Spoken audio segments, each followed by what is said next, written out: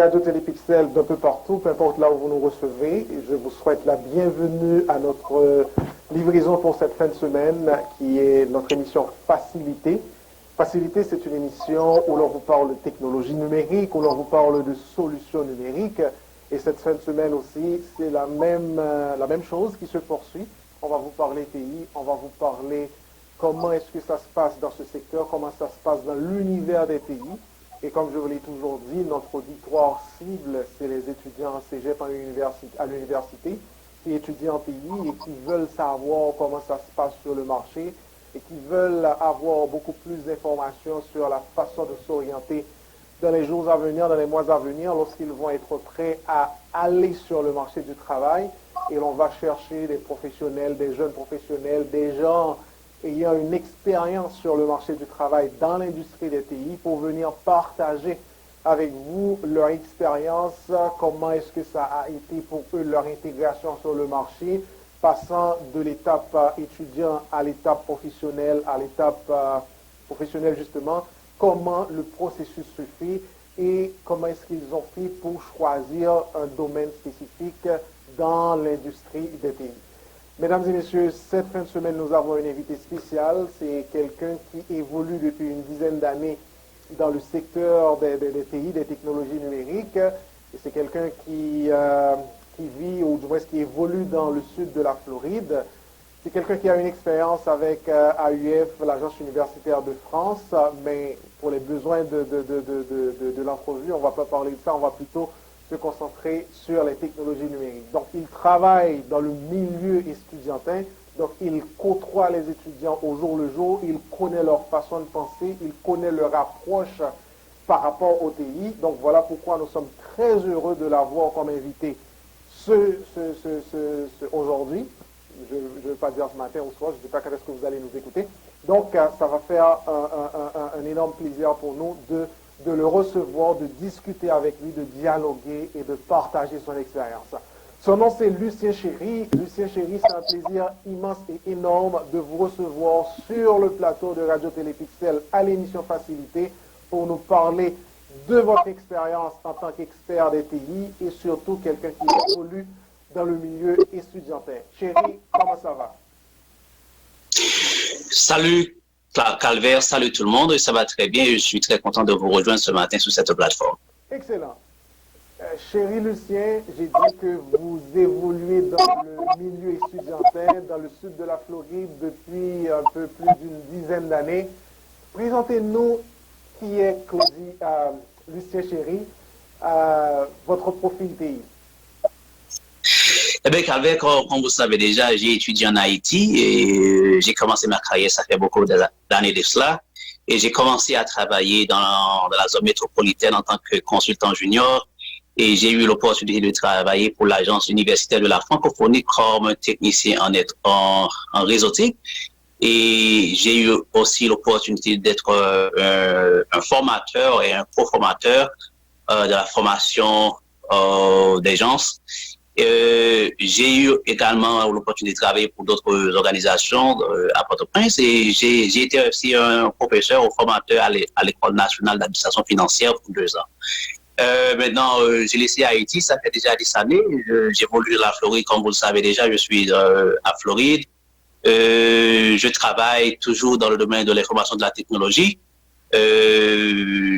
Maintenant, j'ai travaillé pour la plupart du temps en tant que contracteur, consultant, et maintenant je travaille comme un responsable de réseau local pour l'un des 120 établissements scolaires du district de Lee County en Floride. Merci, Chéry. C'est pas portefeuille, mais plutôt une feuille de route assez intéressante qui met quand même la table pour qu'on puisse conduire cette conversation avec vous et partager avec notre auditoire cette expérience-là assez enrichissante parce que et ce qui m'a surtout intéressé à vous inviter, Chéry, c'est votre expérience surtout dans le milieu estudiantin et je sais que dans le sud de la Floride, évidemment, vous travaillez dans ce secteur-là, dans ce milieu-là. Chéry, en quoi consiste votre activité en tant qu'information technology spécialiste, en tant que IT spécialiste en technologie? Eh bien, je dirais que je vais essayer de parler sous deux angles. Je travaille spécifiquement avec le district de l'Icaoni en tant que responsable d'une école dans la zone. Je suis responsable de réseau informatique, là où je supporte les utilisateurs, les étudiants et les autres staffs de cet établissement. Et je supporte le réseau local en ce qui a trait au matériel informatique et les logiciels qui supportent le système. Mon rôle, c'est de m'assurer que tout fonctionne très bien pour que les étudiants puissent assister à leurs cours, à ce que les professeurs peuvent dispenser leurs cours aux étudiants et à ce que les autres utilisateurs du système puissent faire ce qu'ils ont à faire dans leurs travaux quotidiens. Et c'est un travail assez intéressant quand on a spécifiquement à travailler avec des étudiants, des jeunes. C'est intéressant parce que là, ces gens-là, de jour en jour, ils tentent à vous défier. Ils croient, ils savent tout et ils peuvent tout. Et beaucoup d'entre eux ont beaucoup d'intelligence, beaucoup de savoir dans le domaine de la technologie, sachant que l'on vit dans un pays développé et que les gens, ils ont à leur disposition beaucoup d'outils pour faire ce qu'ils veulent. Et ces étudiants, ils sont très curieux. Mon travail, comme je vous dis, je supporte le réseau local, le réseau d'ordinateurs, le réseau téléphonique. Et en plus, je sers comme la première ligne de défense pour cet établissement scolaire. À vous entendre parler, chérie, j'ai compris beaucoup de challenges dans vos activités parce que travailler avec des jeunes comme vous venez de le mentionner, il y a une certaine curiosité qui se développe chez cette tranche d'âge de cette catégorie-là.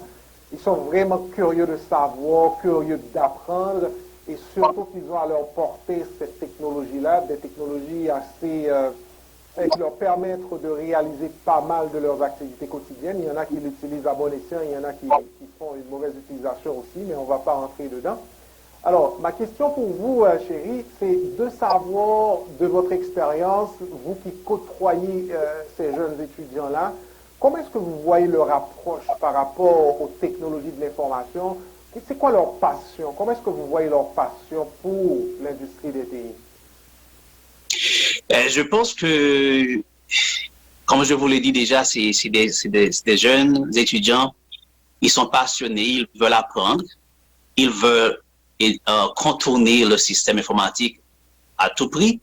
Et je dirais qu'il y a des gens, il y a certains parmi eux qui sont beaucoup plus intéressés dans le cyber security. Je connais quelques d'entre eux qui sont vraiment poussés dans le domaine de la réseautique et spécialement dans le domaine de la sécurité. Leur tâche, c'est au jour le jour de router les systèmes, je dirais de prendre le contrôle du système des ordinateurs. Mais heureusement, on a un système qui est très fort, nos pare-feux sont très forts et parfois ils n'arrivent pas à faire ce qu'ils veulent, mais ils sont vraiment intéressés à savoir, et spécialement dans le domaine de la sécurité, à pouvoir défier des systèmes. C'est vraiment un challenge et je pense que ces jeunes étudiants, si vraiment ils tiennent compte de ce qu'ils veulent, ils sont disciplinés, je pense que ça va être vraiment intéressant pour eux. Excellent. Chérie, vous nous aviez dit tantôt que vous avez initié vos études en TI en Haïti et puis après vous avez eu de l'expérience aussi avec AUF en travaillant pour cet organisme-là en Haïti, plus précisément à Port-au-Prince. Après, vous vous êtes immigré aux États-Unis où vous occupez présentement ce poste dans le sud de la Floride en TI, dans l'industrie des TI évidemment. Ce que je voudrais vous demander, Thierry, comment ça a été pour vous, votre intégration? Vous avez laissé Port-au-Prince, Haïti, pour venir immigrer aux États-Unis, pour intégrer l'industrie des TI. Expliquez-nous le processus. Est-ce que ça a été difficile, cette intégration? Qu'est-ce que vous avez rencontré comme difficulté? Quelle exigence qui vous a été faite pour que vous puissiez avoir vraiment une bonne assise pour être aujourd'hui responsable de ce système-là pour cette école-là? Mais je tiens à vous dire qu'avec sincèrement, ça n'a pas été vraiment facile parce que d'abord, quand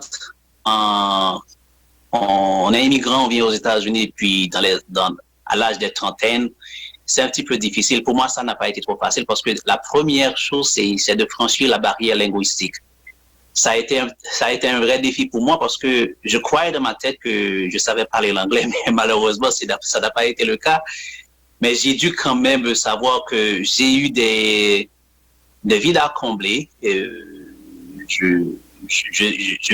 me suis dit, maintenant, je dois retourner à l'école, je vais à l'école pour étudier l'anglais, pour comprendre l'anglais. Ensuite, le défi, c'est que quand on est professionnel, on doit se fixer des objectifs. Et c'est vrai, il y a tellement de difficultés pour y intégrer parce que c'est comme en Haïti, je dirais qu'il faut parfois connaître quelqu'un qui connaît quelqu'un qui peut vous aider quand même à avoir pour pied dans les portes. Mais ce qui s'est arrivé, c'est que j'ai commencé à faire des contrats. Tout ce que je trouvais en tant que technicien, je l'ai accepté. J'ai travaillé comme, on appelle field technician. Je dirais que c'est un technicien qui est sur le terrain, qui va d'entreprise en entreprise et faire des travaux pour certaines agences. C'est ce que j'ai fait. J'ai accepté toutes sortes de contrats, payants ou pas, mais je me suis dit, mais je vais quand même avoir mes empreintes dans l'industrie, permettre à ce que je puisse être visible par d'autres personnes, pour que je puisse m'intégrer. Et ensuite, j'ai fait du volontariat dans le district là où je travaille maintenant. J'ai accepté de négocier presque aucun paiement et puis je vais travailler pour eux et leur disant maintenant, voilà, voici ce que j'ai l'habitude de faire avant. Je suis qualifié, j'ai des certifications, voilà, je veux avoir un emploi. Et ils m'ont dit que voilà, si ça va, dépendamment de votre performance, et puis on va voir si on peut vous donner un emploi. Mais ça a été en premier lieu vraiment difficile parce que j'ai été à des dizaines, des vingtaines d'interviews et rien n'a marché pour moi. Mais au fil du temps, avec ma persévérance, ma persistance, et puisque j'ai pu trouver quelqu'un qui a pu avoir confiance en moi et qui a pu me voir travailler, voir ce que je peux faire, et on m'a dit, voilà, maintenant, je pense que vous pouvez avoir un emploi. On m'a fait appliquer à une des écoles et ça allait. On a pu voir que je suis en mesure de prendre mes responsabilités et je suis à la hauteur de la tâche. Et ça arrivé qu'après 6 ans de recherche d'emploi fixe, j'ai pu trouver un emploi à une école, à une institution qui a pu accepter ma candidature. Excellent, chéri. Ça me fait penser à quelque chose que je vois assez souvent dans les offres d'emploi. Je pense que c'est une expérience qui est quand même arrivée, c'est arrivé à pas mal de gens. Quand vous lisez l'offre d'emploi, on vous dit on a besoin de quelqu'un de 10 années d'expérience. Et des fois, il faut comprendre que l'expérience commence quand même une fois. Même quand on demande 10 années d'expérience, la personne qui a commencé pour la première fois n'avait pas ces 10 années d'expérience. Donc, ce que je peux en conclure de votre réponse, chérie, c'est que ça a été difficile, mais ce n'est pas impossible. La raison pour laquelle je vous ai posé cette question, c'est parce que je sais qu'il y a beaucoup d'étudiants de notre auditoire, de notre audience, qui sont dans cette situation, qui proviennent d'un peu partout à travers le monde et qui se sont immigrés ici au Canada, plus précisément à Québec, plus précisément à Montréal, là où nous sommes, et qui se questionnent pas mal. C'est une interrogation que je reçois de la plupart de mes étudiants, des étudiants qui demandent est-ce que c'est possible vraiment d'intégrer l'industrie des TI, le marché des TI, plus même avec ce qu'ils ont acquis comme background de l'endroit où ils proviennent. Et ils se demandent est-ce qu'ils peuvent intégrer directement sur le marché du travail ou est-ce qu'il faut vraiment qu'ils aillent chercher un petit plus pour ajouter sur ce qu'ils ont. Donc, de votre expérience et la plupart des gens que j'ai déjà reçus sur ce plateau, c'est des expériences similaires par rapport à ce que vous venez de nous expliquer. C'est que ça demande des fois beaucoup d'insistance, beaucoup de persévérance et beaucoup de volonté aussi. C'est pas facile, c'est pas difficile, c'est pas impossible non plus. Donc, il suffit vraiment de s'y mettre. Allez-y. Effectivement, c'est pas impossible. Il faut de la persistance, il faut de la discipline aussi, parce que je pense que si on veut atteindre quelques objectifs, il faut mettre du temps pour le faire, pour y arriver. Et je pense aussi que dans l'industrie des télécommunications et de l'information, de la technologie, on met toujours de l'emphase sur ce qu'on appelle les certifications, ce qui n'est pas courant en Haïti. Mais quand on est arrivé ici aux États-Unis, au Canada, on doit y penser, on doit penser à avoir des certifications. C'est ce moyen qui va permettre aux aux recruteurs de savoir qu'effectivement vous êtes qualifié, vous êtes à point de remplir cette tâche. Vous venez de mentionner un excellent point, chéri. La certification, dans peu importe le domaine, c'est pas ce qui manque là. Il existe beaucoup de certifications. Allez sur Internet, il y a LinkedIn qui en offre aussi des cours de préparation pour les certifications, soit en cybersecurity, soit en analyse d'affaires, soit en assurance qualité. Ça, c'est pas ce qui manque. C'est que si vous voulez vraiment agrémenter votre connaissance en TI dans un secteur ou dans un domaine donné, n'hésitez pas à aller chercher des certifications pour agrémenter votre profil, votre CV, ce qui va vous faciliter dans vos recherches d'emploi ou même vous faire monter en compétences pour pouvoir avoir des meilleurs emplois beaucoup mieux payés. Donc, autant de fois que vous avez une meilleure formation, autant de fois aussi que le salaire va être un peu plus intéressant. Bref, chérie, j'ai une question pour vous.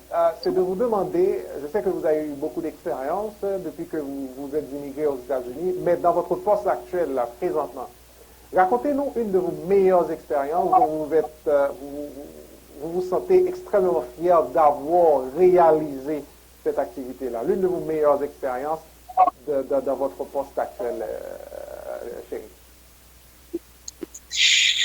Eh bien, il y a pas mal d'expériences, mais ce qui me rend un petit peu heureux parfois, c'est lorsque je suis en train d'aider des gens de l'administration dans laquelle je travaille. C'est la façon dont j'approche les gens et la façon dont ils communiquent avec moi. Parce qu'en retour, il y a cet échange qui va vous dire effectivement est-ce que vous êtes un bon technicien, si vous avez de l'habilité pour offrir des services, ce que j'appelle customer service, the customer skills or the soft skills. Et, je remarque que j'ai quelque chose de particulier, et je le dis très souvent, c'est pas pour me vanter, mais c'est comme si que j'ai été choisi pour cette carrière parce que les gens me font confiance et sont toujours en paix à côté de moi lorsque je suis en train de leur servir parce que ils savent que je vais les aider, mais en plus, je vais essayer de les comprendre, ne pas les mettre dans des situations difficiles. À chaque fois que je reçois je reçois des félicitations pour ça parce que les gens me disent, voilà, je suis en paix lorsque je suis en train de travailler avec toi parce que tu sais ce que tu fais et tu le fais avec beaucoup de grâce.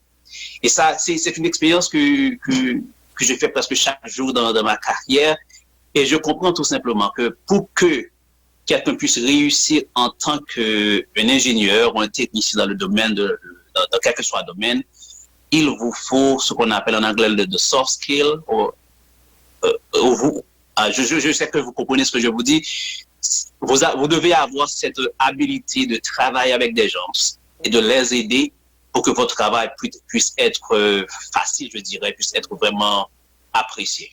En notant qu'on doit côtoyer pas mal de gens provenant de différentes cultures, l'inclusion, c'est très important au travail aussi. Il y a même des cours qui existent pour ça, comment travailler avec les gens, comment avoir une meilleure collaboration. Et ce que vous venez de mentionner tantôt, que vous avez été choisi ou vous vous sentez être choisi pour ce poste ou pour cette carrière. Donc, ça justifie aussi une forme de happiness au travail. Et il y a même un cours aussi que j'ai pris au MITx sur ça, le Happiness at Work. Comment se sentir heureux au travail, comment faire pour être heureux au travail. Maintenant, ça fait partie de votre bien-être aussi. Si vous travaillez quelque part et vous n'êtes pas à l'aise avec ce que vous faites, dans votre peau, dans votre environnement, c'est sûr que vous n'allez pas être performant. Donc, c'est quelque chose que la plupart du temps, les gens ignorent, ce qu'on appelle le happiness au travail, pour que vous soyez vraiment performant, pour que vous soyez en mesure de donner vraiment des bons résultats. Chérie, on se connaît depuis pas mal d'années, un petit peu plus que de 15 ans, ou pour ne pas dire 20 ans. Je vous ai connu aussi en Haïti lorsque vous étiez à l'AUF, travaillant comme professeur, comme des gens pour aider les autres à comprendre sur des matières, peu importe là. C'est que vous avez cette expérience-là, vraiment éduquer les gens, former les gens, aider les gens à apprendre. Et nous, notre auditoire, c'est des gens qui veulent apprendre, c'est des gens qui veulent comprendre, c'est des gens qui veulent s'informer de l'industrie des technologies numériques. Je sais que vous côtoyez aussi un milieu estudiantin, là où vous êtes ensuite dans le sud de la Floride.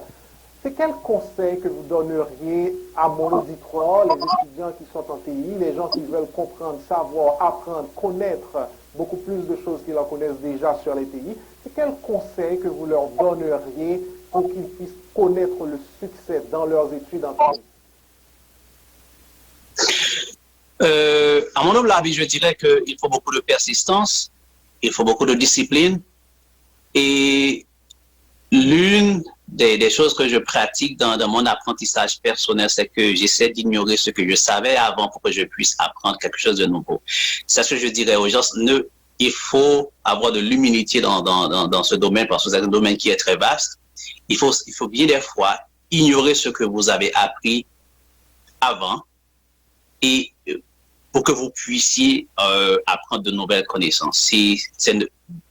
C'est un peu d'humilité. C'est ce que j'enseignerai aux gens, d'être très humble, parce que si vous ne possédez pas cette humilité, lorsque vous rencontrerez des gens qui connaissent mieux que vous et que vous n'allez pas pouvoir apprendre de ces gens-là. Mais il faut quand même un peu d'humilité, en plus de la patience et de la persévérance. Excellent. Chéri Lucien, c'était un énorme plaisir pour nous et mon auditoire, pour moi et mon auditoire, de vous recevoir, de vous entendre, de connaître votre expérience, de percer l'univers de votre expérience avec les étudiants du sud de la Floride et partager cette expérience avec notre auditoire. Ça leur a été très utile, ça je peux vous le confirmer. Et chéri Lucien, comme j'ai dit, travaille dans le sud de la Floride. Il est sur LinkedIn. Si vous voulez conduire cette conversation un petit peu plus loin avec lui, vous pouvez toujours aller le chercher sur LinkedIn.